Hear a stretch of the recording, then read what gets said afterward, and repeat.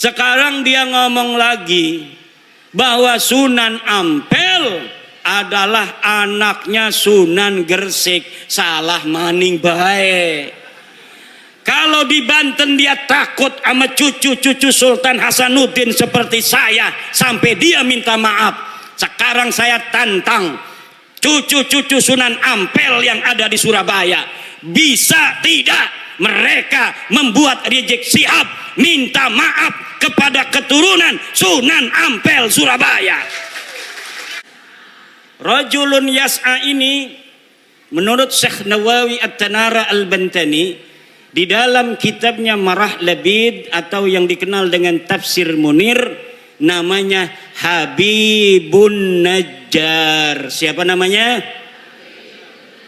Habib An-Najjar. Habib ini Habib asli pakai sod. Ini Habib pakai Habib An-Najjar. Namanya Habib. Diutus 3 utusan oleh Nabi Isa, ditolak oleh orang kampung, tetapi di kampung itu ada seseorang yang adanya di pojok, kemudian mengajak orang kampung itu untuk menerima utusan Nabi Isa. Qala ya qaumi ittabi'ul ittabi'u man la yas'alukum ajraw wa hum. Ikuti ini 3 utusan. Al-Mursalin, kata Syekh Nawawi di dalam Tafsir Munir, Al-Mursalin itu alladzina adharud dalila wa awdahu lakumus sabila.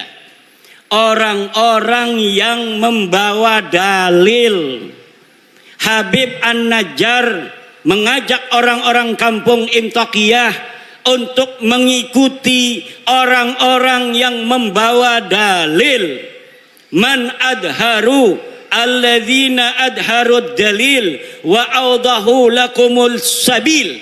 Orang-orang yang memberikan dalil, orang-orang yang menjelaskan jalan.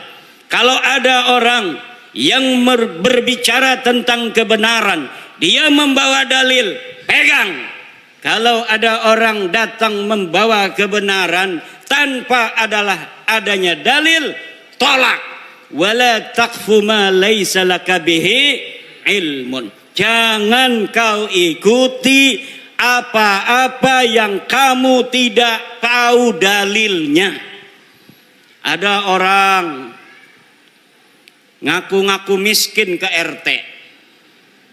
Atau jangan ke RT, ngaku miskin di rumah sakit. Betul apa tidak?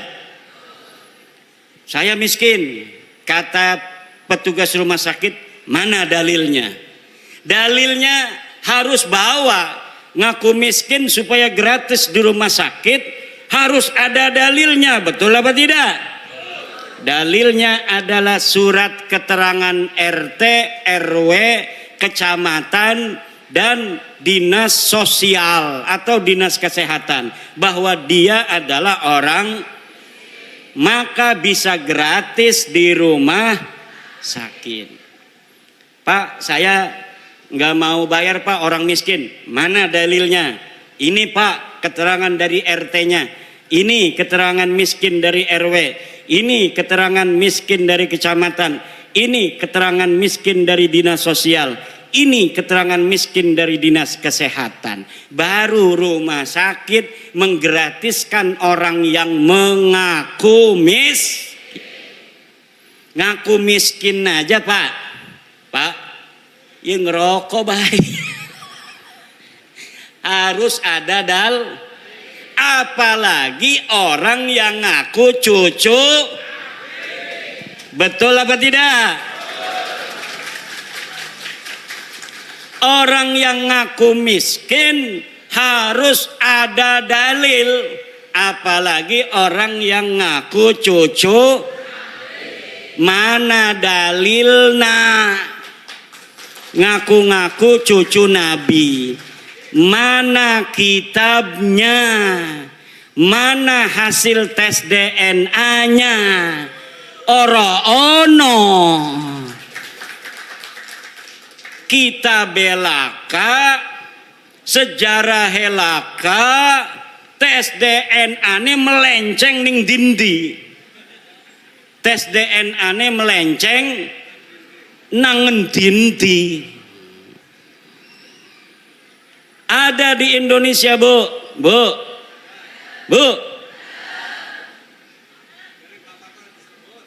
Di Indonesia ada orang ngaku cucu Nabi. Dalam tubuhku mengalir darah Rasulullah. Datang ke kiai, minta duit 40 juta. Baru saya dapat ini sebuah testimoni dari kiai di Purbalingga, di Banyumas. Ada kiai diparanin oleh seorang yang ngaku cucu Nabi. Yang ngaku cucu Nabi namanya Habib. Apa namanya? Habib. Nama klannya keluarga Baklawi. Keluarga apa? Dia minta uang 40 juta. Dulu katanya biasanya langsung dikasih kalau lagi punya. Kalaupun tidak punya uang, maka akan dicarikan uangnya untuk Habib, orang yang ngaku cucu Nabi, dengan harapan mendapatkan barokah dan syafaat dari baginda Nabi. Tapi kiai ini sudah dengar, ada di Banten namanya Imaduddin Usman, sudah meneliti bahwa para habib-habib yang ada di Indonesia yang ngaku cucu Nabi ini ternyata bukan keturunan Nabi. Saya yang meneliti itu, bahwa Habibku ada Habib Rizik Sihab, Habib Bahar Smith, Habib Topik Segaf, Habib Lutfi Yahya. Itu semua namanya keluarga Baklawi. Keluarga siapa? Saya sudah teliti seteliti-telitinya berdasarkan kitab-kitab nasab, kitab-kitab sejarah, hasil tes DNA, bahwa mereka dengan pasti mustahil sebagai keturunan baginda Nabi besar Muhammad sallallahu alaihi wasallam. Tidak terima, silahkan undang saya untuk berdebat. Kalau tidak terima, mana ente punya dalil? Kalau tidak terima, mana hasil tes DNA ente? Saya sudah tahu hasil tes DNA dari Habib-habib ini. 180 orang di Yaman sudah tes DNA dan hasilnya haplogrupnya G. Sedangkan keturunan Nabi Muhammad semuanya di Arab Saudi, di Yordan, di Maroko, haplogrupnya J1. Kalau ada orang yang mengaku keturunan baginda Nabi besar Muhammad hari ini dari jalur laki-laki semua sampai baginda Nabi sampai Sayyidina Husain, maka haplogrupnya harus J1. Sedangkan keluarga Habib Rizik, keluarga Habib Bahar, keluarga Habib Topik Segaf, keluarga Habib Lutfi bin Yahya, semuanya sudah tes DNA dan bukan keturunan baginda Nabi besar Muhammad sallallahu alaihi wasallam.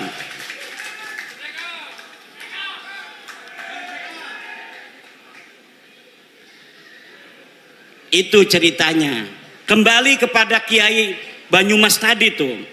Karena dia sering mendengerin saya, ketika si Habib ini minta uang 40 juta, dia acting pura-pura jadeb.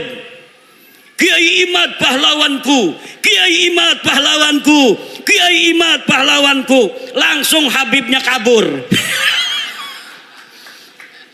Jadi ibu-ibu, bapak-bapak kiai, terutama sama kiai-kiai, kalau ada Habib minta uang banyak, nggak usah banyak ngomong, cukup di depan dia baca wiridan, Kiai Imad pahlawanku, Kiai Imad pahlawanku, Kiai Imad pahlawanku. Insya Allah setannya hilang semua. Lah kita nyari-nyari duit, gelati duit 40 juta gati Bu ya, nggih. Megawe ning Tangerang gaji ya 4 juta. Berarti 40 juta ya kita megawe ning pabrik 10 bulan nggih. Lah dia datang hanya dengan menjual baginda Nabi, dia pengen dapat duit 40 juta. Nah,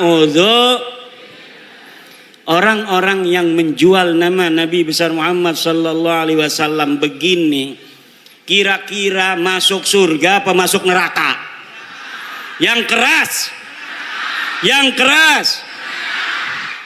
Saya tanya sekarang, Habib itu keturunan Nabi apa bukan? Keturunan Nabi apa bukan? Habib Rizik turunan Nabi bukan? Habib Bahar turunan Nabi bukan? Habib Lutfi bin Yahya turunan Nabi apa bukan? Habib Taufik Segaf turunan Nabi apa bukan? Orang Purbalingga sudah bersaksi bahwa mereka bukan keturunan baginda Nabi besar Muhammad.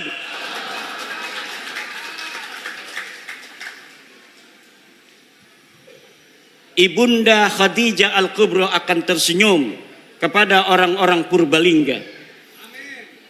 Sayyidatuna Fatimah Az-Zahra akan berbahagia kepada orang Purbalingga.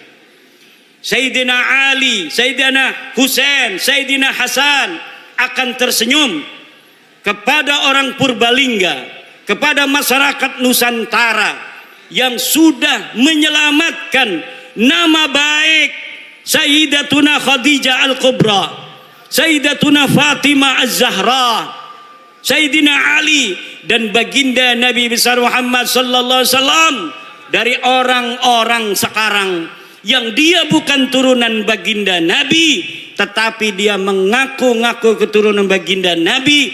Dengan pengakuannya itu dia membuat umat Nabi besar Muhammad sallallahu alaihi wasallam diperas, membuat umat Nabi Muhammad sallallahu alaihi wasallam dihina-dina, membuat umat Nabi besar Muhammad SAW berpecah belah. Orang-orang semacam ini dari sisi ilmu nasab bukan turunan Nabi, dari sisi ilmu sejarah bukan turunan Nabi, dari tes DNA bukan turunan Nabi, dari akhlak ba'id, jauh dari keturunan Nabi. Akhlak Nabi begitu luhur, senyum mengembang setiap ketemu dengan orang lain, menyayangi orang lain. Setiap ketemu orang punya uang, dikasih uangnya oleh baginda Nabi. Lagi bawa begini nih, bawa jas, apa ini namanya nih, jubah, diminta orang karena ada dua.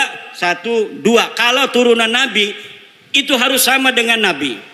Kalau lagi bawa jubah, jubahnya satu buat aneh, langsung dikasihin. Itu ciri-ciri daripada turunan. Sekarang Laskar jajal kalau ada Habib lagi bawa mobil, mobilnya buat aneh.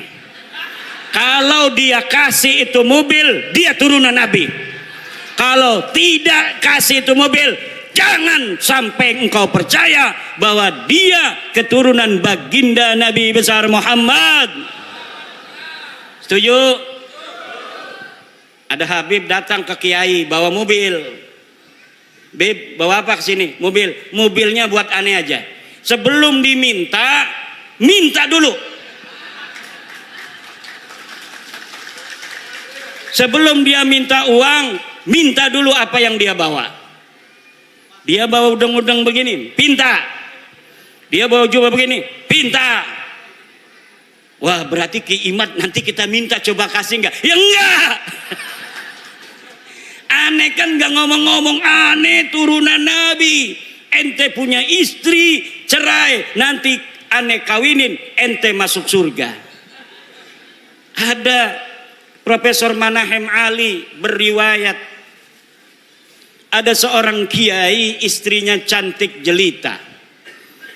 Tahu istrinya satu atau dua, saya nggak tahu itu. Yang jelas dia istrinya cantik.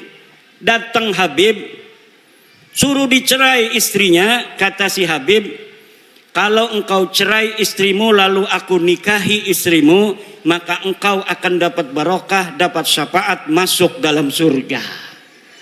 Na'udzu.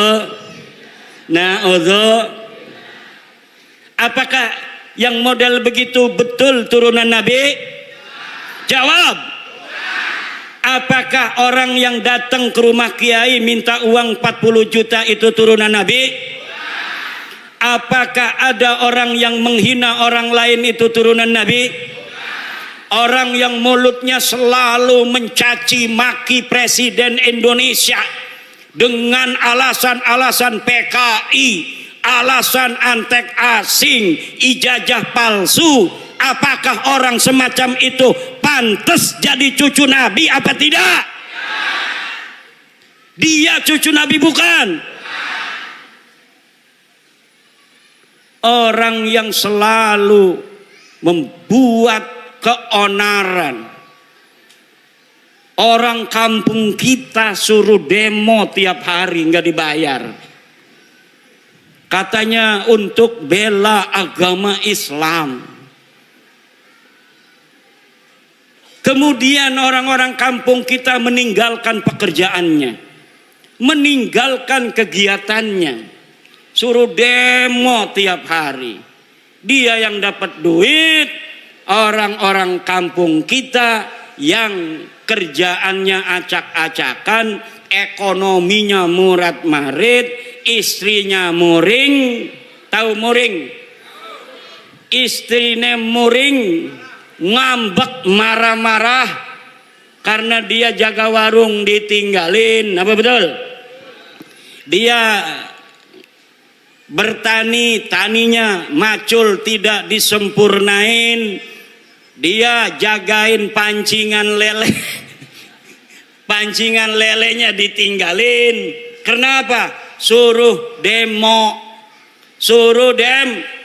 katanya membela agama, menurunkan antek-antek Cina, menurunkan antek-antek asing.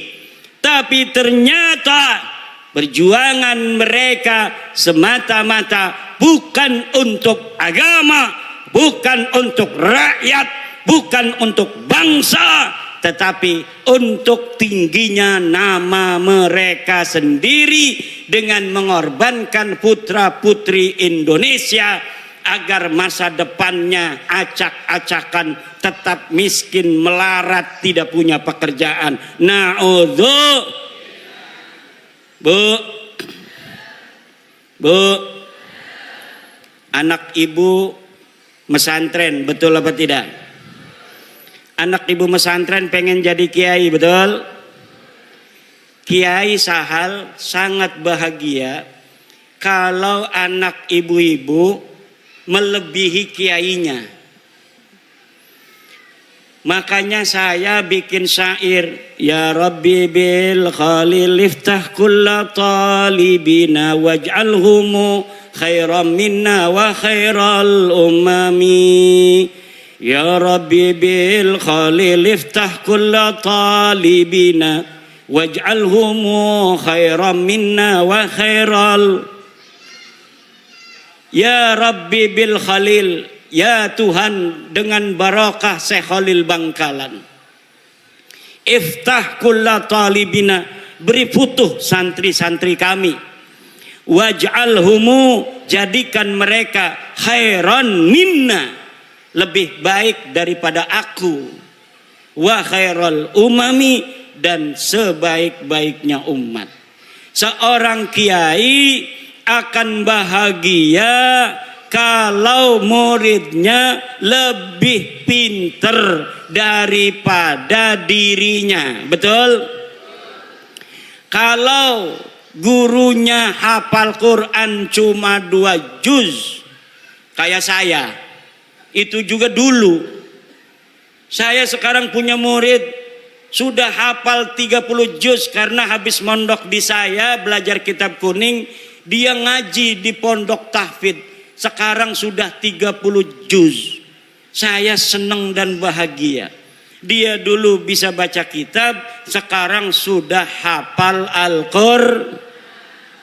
Kalau gurunya sudah 30 juz, seneng kalau muridnya hafal 35 juz.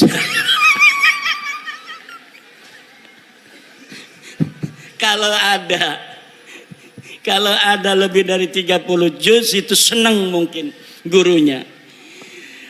Tetapi ada seorang atau sebuah kelompok, dia tidak bergelar kiai. Kalau kiai, muridnya jadi kiai seneng, betul?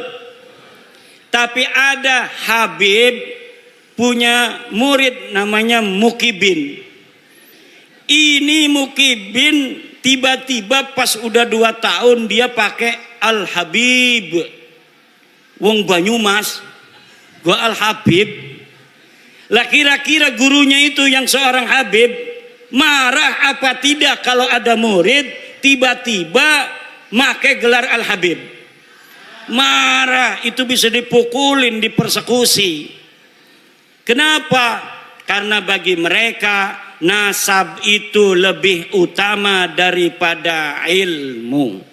Sedangkan menurut ajaran Islam, ilmu itu mutlakon lebih mulia daripada nasab. Ilmu itu mutlakon lebih mulia daripada Takwa adalah kunci daripada kemuliaan. Ukuran daripada kemuliaan adalah takwa. Inna akramakum indallahi, sesungguhnya orang yang paling mulia di antara kalian adalah orang yang paling bertakwa. Itu adalah barometer kemuliaan. Siapa orang paling bertakwa, dialah orang yang paling mulia. Apakah dia anak seorang kiai? Apakah dia anak seorang raden? Apakah dia anak seorang tubagus? Dia seorang petani? Dia seorang penjual cilok? Dia seorang yang miskin? Dia seorang yang kaya? Kalau dia bertakwa, maka dialah orang yang paling Ini ajaran Islam apa ajaran Habib? Islam.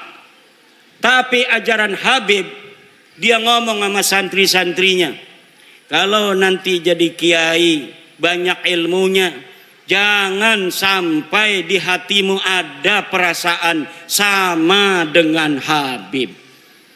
Jadi mereka mempunyai sebuah ajaran, sebuah doktrin kepada murid-muridnya yang bukan dari golongan Habib itu, bahwa orang-orang Jawa, wong Banyumas, wong Purbalingga, wong Brebes wis kon dagang ndok bae, ora bisa dadi wong mulia. Sirama sampai kapan bae tugase ngormati kula. Kok sira duwe anak, anake ngormati anak kula. Kok sira duwe putu, putune ngormati putu kula. Anak kira duwe buyut, buyute ngormati buyut kula. Sampai kiamat tugasnya sira jadi hamba sahaya. Tugasnya kita lan turunan kita jadi raja, jadi wong mulia. Ini ajaran Islam apa ajaran Habib? Ajaran Islam apa ajaran Habib? Ajaran Islam apa ajaran Habib? Ajaran Islam, siapa saja dia, dari siapa dia dilahirkan, tidaklah penting. Tetapi yang penting bagaimana dia nanti menatap kehidupan. Kalau dia belajar, kemudian pintar, dia bisa jadi presiden di Indonesia. Walaupun dia hanya anak petani dari Purbalingga. Walaupun dia hanya anak seorang pedagang kecil di Purbalingga, kalau dia kemudian masuk STPDN, dia bisa menjadi bupati di Purbalingga. Siapapun dia, walaupun dia hanya anak seorang yang mencari limbah, pemulung, tapi dia kemudian masuk TNI, dia jadi jenderal, kemudian dia menjadi panglima TNI. Itu adalah ajaran Islam. Dia bisa jadi jenderal, dia bisa menjadi AKBP, dia bisa menjadi kolonel, walaupun hanya anak seorang petani yang tidak punya sawah. Petani nyambut tapi abai nyelengi be alhamdulillah duite gena sekolah ning akpol, duite sekolah ning perwira, akhirnya jadi jenderal. Maka di dalam ajaran Islam dan ajaran Pancasila tidak dinilai dia dari keturunannya, tapi dinilai dari prestasinya. Ini ajaran Islam sesuai dengan ajaran Pancasila. Tapi ajarannya rasis, kabib, lamun uang dudu turunan kabib, uang lanang ora bisa ngawin turunan kabib. Kenapa ora bisa? Karena kita mah turunannya Nabi. Jere siapa sira turun Nabi? Jere bapak kula. Bapak nirani jere siapa? Bapak kula nih ya jere bapak tua kula. Bapak tua kamu kata siapa? Kata, tapi saya minta buktinya. Tidak ada bukti. Saya minta dalilnya. Tidak ada Saya minta tes DNA. Hasil tes DNA-nya haplogrup G. Orang yang bukan hanya mereka bukan keturunan Nabi, tapi juga mereka bukan orang Arab. Leluhur mereka orang Kaukasia, orang Turki yang tidak punya tempat. Mereka hidup nomaden, kemudian mereka tinggal di Kaukasus, kemudian dihancurkan, menyebar ke India, menyebar ke Pakistan, menyebar ke Eropa, menyebar ke Yaman. Dari Yaman pindah ning Indonesia. Ning Indonesia ngaku putune Nabi. Jadi wes ibu-ibu nurut ning kiai desa. Nurut ning kiai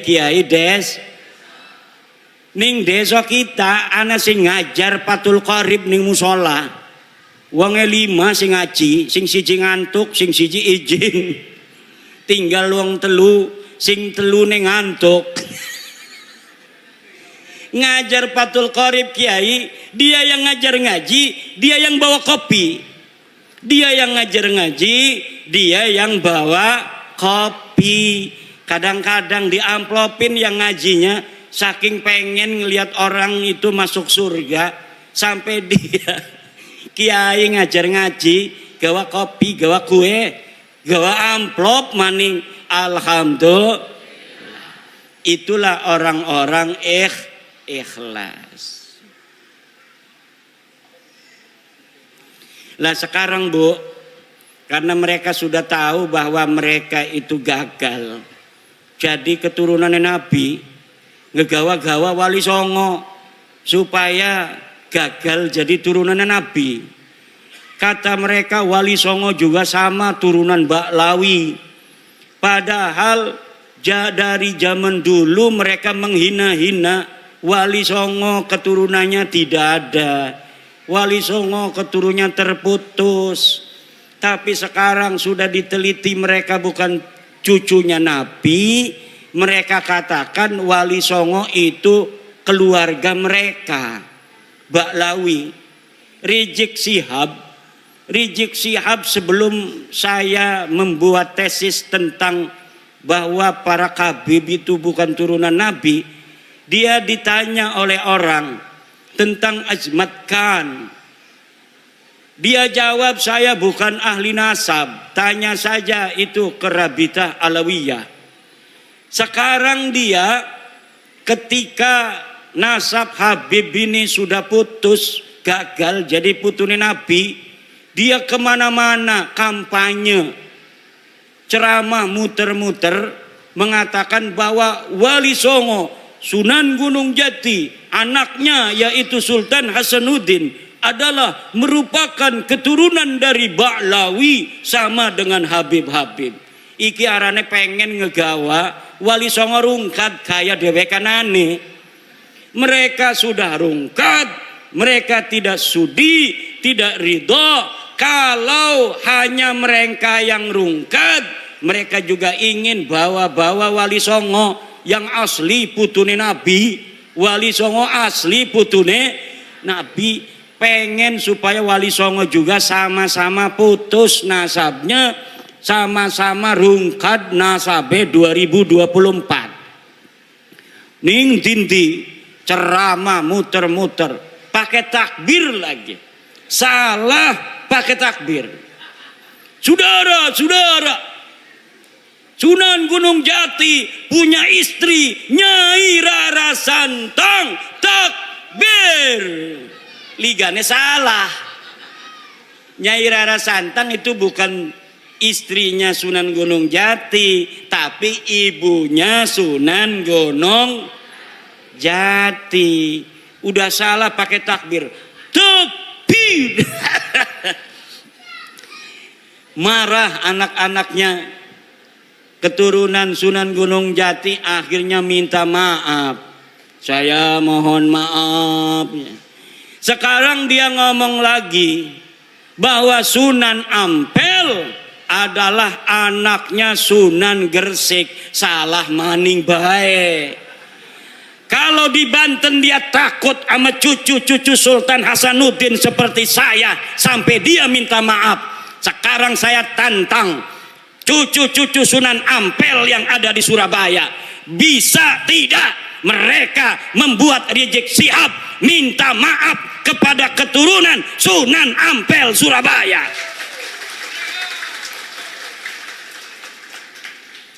Kalau sama Sultan Hasanuddin Sunan Gunung Jati dia sampai minta maaf, sekarang orang Surabaya kalau dia tidak minta maaf atas kesalahannya itu dengan mengatakan Sunan Ampel anaknya Sunan Gresik, padahal Sunan Ampel anak daripada Ibrahim Asmoro, maka berarti keturunan Sunan Ampel yang ada di Surabaya tidak dianggap oleh Rizik Syihab seperti turunan Sunan Gunung Jati Syarif Hidayatullah. Coba mana eta turunan Sunan Ampel di dia? Tuntut, suruh minta maaf. Bukan bapaknya Sunan Ampel Ibrahim Asmoro Kondi. Kalau Sunan Gresik itu Maulana Malik Ibrahim. Harus minta maaf. Semakin ngomong semakin banyak salahnya dia. Karena apa? Bukan ahli nasab, nggak ngerti nasab, maksa-maksain bicara nasab. Saking marahnya sama saya, marah bener sama saya itu. Saya sejak kecil jadi cucu Nabi, masa mau mati jadi mantan cucu Nabi? Yang bener aja. Ama Roma Irama marah juga. Roma Irama sampai ditelepon marah.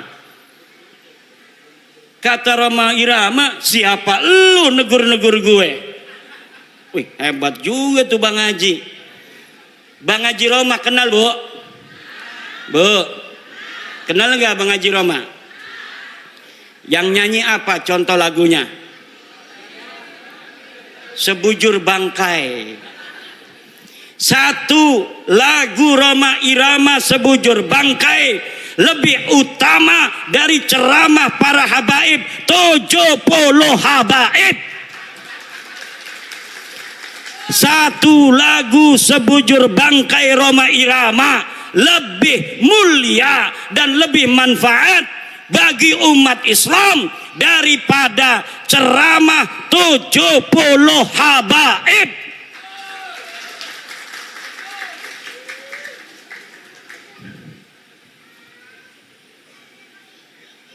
Kenapa lagunya Rhoma Irama kalau didengerin, kalau lagunya masalah akhirat, kayak neraka di depan mata, betul? Betul nggak? Kalau lagi nerangin masalah keindahan surga, kayaknya surga ada di depan mata.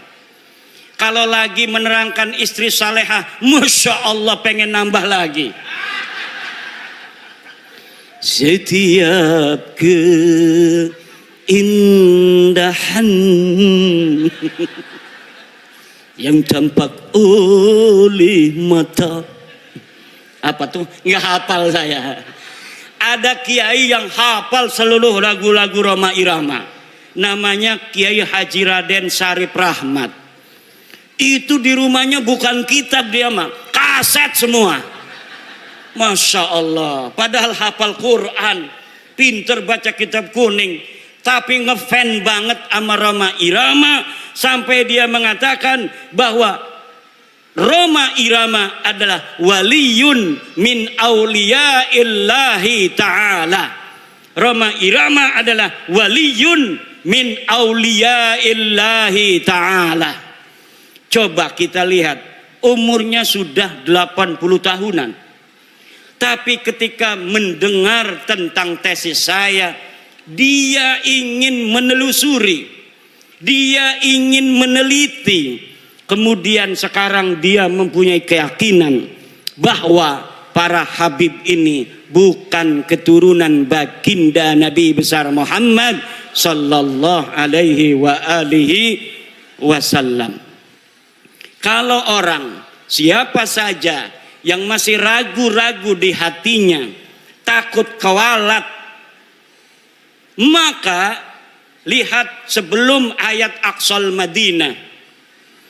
Qalu inna tatayyarna bikum la illam tantahu lanarjumannakum wa la yamassannakum minna adzabun alim. Mereka orang berkata, inna tatayyarna bikum, nanti aku kewalat kalau mengikuti agama Islam Nabi Isa. Kata Rasul-Rasul itu, kamu yang akan kewalat kalau kamu tidak ikut Nabi Isa, kalau kamu tidak ikut agama Islam. Pada kalau masalah habib, lamun ana sing ngomong, kalau ada yang berkata bahwa orang-orang yang membatalkan nasab Ba'lawi dia akan kewalat, maka saya katakan ta'irukum ma'akum, kamu yang akan kewalat karena kamu telah mengakui orang yang bukan keturunan Nabi sebagai keturunan Nabi. Orang yang mengakui, memasukkan bukan keturunan Nabi sebagai keturunan Nabi, dia akan kewalat. Dia telah menyakiti baginda Nabi, dia telah menyakiti ibunda Khadijah Al-Kubra, dia telah menyakiti Sayyidah Fatimah Az-Zahra, dia telah menyakiti Sayyidina Ali karramallahu wajhah. Kenapa? Kenapa kamu yang akan kualat? Karena kamu mengaku duriah Nabi, tidak punya dalil. Aku Imaduddin Usman membatalkan nasab kamu dengan dalil-dalil. Ini dalilnya dari kitab nasab. Mulai abad kelima, 6, 7, 8, 9. Tidak ada leluhur kamu disebut, dicatat sebagai keturunan baginda Nabi. Ini kitab sejarahnya. Mulai dari abad keempat, 5, 6, 7, 8, 9. Tidak ada leluhur kamu dicatat dalam sejarah sebagai apapun, baik sebagai ulama maupun sebagai turun Nabi. Tidak ada leluhurmu yang jadi ulama, tidak ada leluhurmu yang jadi wali, tidak ada leluhurmu yang dicatat sebagai keturunan Nabi. Lalu kamu katakan Ubaidillah sebagai imam. Imam dari mana? Kamu katakan Alwi sebagai muhaddis. Muhaddis dari mana? Tidak ada orang yang mencatat di masanya pada abad kelima, keenam, ketujuh. Mereka sebagai ulama, mereka sebagai muhaddis, mereka sebagai turun Nabi. Teu aya pokok nama teu aya. Ngerti teu? Ya kalau sudah tidak ada dalil premen maning. Imad tolong si husnudon beh. Ora bisa doraka kita. Asup ka neraka aing. Lamun geus nyaho sia lain keturunan nabi, tapi orang masih ngomong sia turun nabi, aing asup ka neraka. Aing mah embung asup ka neraka eta. Aing mah embung asup ka neraka. Kita mau orang pengen manjing neraka, ku ibu-ibu pengen orang manjing neraka, bu, pengen orang manjing neraka. Ari boten aja nganggep Baklawi turun nabi maning ya. Lamun masih nganggep turun nabi manjing neraka. Ada kiai protes sama saya, hai Kimat, kenapa pernah mengatakan walaupun ulama-ulama di dunia memfatwakan karena suatu hal Baklawi sebagai cucu Nabi, saya tidak akan terima. Saya pernah ngomong begitu, betul. Tapi Pak, lihat kata-kata saya, dengar kata-kata saya, ada kalimat karena suatu hal. Kalau ulama-ulama sedunia berfatwa memfatwakan karena suatu hal Baklawi sebagai cucu Nabi, saya tidak akan terima. Itu kalau dia berfatwanya tidak pakai dalil. Karena suatu halnya itu misalnya pertemanan, seperti Syekh Ali Jum'ah Mesir karena berteman dengan Habib Umar bin Hafid, dia kemudian mengisbat Baklawi. Syekh Ibrahim bin Mansur karena dia sama-sama nasabnya putus, dianggap putus oleh orang Arab, haplogrupnya juga bukan J1 Ibrahim bin Mansur. Akhirnya Ibrahim bin Mansur sekarang membantu Baklawi, Baklawi membantu Ibrahim bin Mansur. Itu namanya karena suatu hal. Kalau mereka datang dari seluruh dunia membawa dalil, maka kita terima, walaupun itu akan mustahil. Mustahil ditemukan dalil-dalil tentang ketersambungan Baklawi. Kenapa saya berani mengatakan mustahil? Karena algoritmanya tidak memungkinkan. Kenapa tidak memungkinkan? Karena di abad 9 saya sudah ainul yakin melihat dalil-dalil bagaimana mereka membangun nasab itu di abad 9. Tidak ada sebelumnya. Maka tidak mungkin akan ditemukan dalil di abad ke-8, dalil di abad ke-7, dalil di abad ke-6. Tidak mungkin ditemukan karena algoritma pembentukan fabrikasi daripada nasab mereka hanya baru ada di abad 9. Kalau sampai mereka bawa manuskrip katanya abad ke-6, ke-5, saya pastikan itu manuskrip palsu. Apakah ada buktinya? Woi Kiai ngomong manusia palsu. Saya sudah menemukan banyak pemalsuan di dalam sejarah Baklawi. Saya banyak menemukan banyak pemalsuan dalam kitab-kitab Baklawi, seperti kitab Abnaul Imam yang ditulis abad kedua Hijriyah, lalu ditambahin di abad kelima, kemudian dikatakan sebagai kitab abad kelima. Padahal kitab itu ditambahin lagi pada abad ke-11, pada abad ke-13. Jadi apa yang tercatat di dalam kitab Abnaul Imam bukan semata-mata abad kedua, bukan semata-mata abad kelima, bukan semata-mata abad 11, bukan semata-mata abad ke-13. Dan bukan semata-mata dicetak pada abad 15 sekarang. Ini baru dicetak.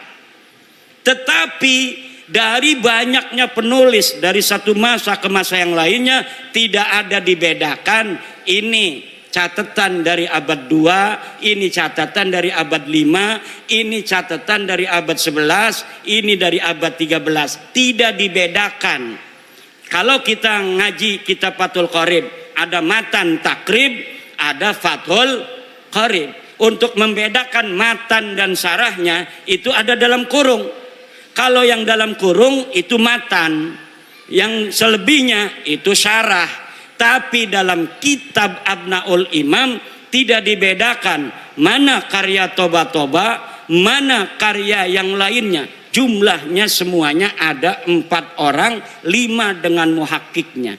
Mereka telah mencetak kitab dengan ditambahi, kemudian diasosiasikan nama ulama tertentu yang ulama itu tidak mencatat daripada apa yang mereka tambahkan. Masih banyak lagi ibu-ibu, bapak-bapak, karena ini udah sore, insya Allah nanti kita akan bisa berjumpa kembali. Kita berdoa, ibu-ibu panjang umur, sehat badan, banyak duit, banyak duit, banyak duit, anaknya soleh solihah, bapak-bapak juga semuanya banyak duitnya.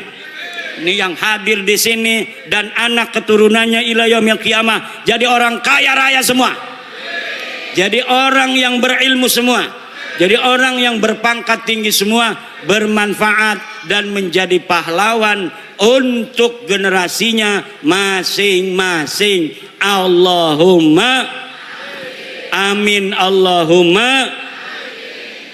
Al-Fatihah.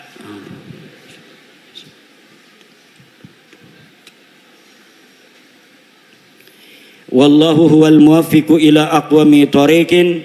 Wassalamu alaikum warahmatullahi wabarakatuh.